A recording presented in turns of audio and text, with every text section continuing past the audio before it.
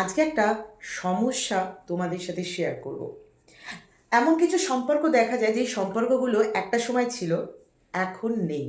সেই সম্পর্ক শেষ হয়ে গেছে। কারণ একটা সম্পর্ক আছে মানে সেটা যে সারা জীবন ধরে থাকবে এরকম কোনো মানে নেই। কিন্তু দেখা যায় সম্পর্কটা শেষ হয়ে যাওয়ার পরে অপর দিকের যে পার্টনার ছিল সে সমানে উল্টো দিকের মানুষটাকে নানানভাবে ব্লেম করতে থাকে, নানানভাবে তাকে ব্ল্যাকমেল করতে থাকে, তার নামে বদনাম করতে থাকে। আবার তারা এটাও দাবি করে যে তারা নাকি সত্যিই ভালোবাসে, ভীষণ ভালোবাসে।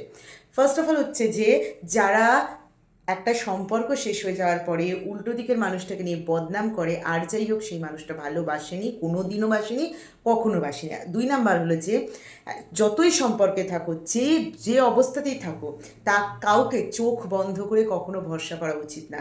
আজ সে তোমাকে ভালোবাসছে, কাল কিন্তু সে তোমাকে ঘৃণাও করতে পারে, সে যে কোনো কারণেই হোক। কারণ মানুষের যখন মনের মতন কিছু হয় না, সে তখন পুরোটাই পাল্টে যায়। তাই চোখ বন্ধ করে অন্ধের মতন কাউকে বিশ্বাস করে নিজের সবটা কাউকে দিয়ে দিও না।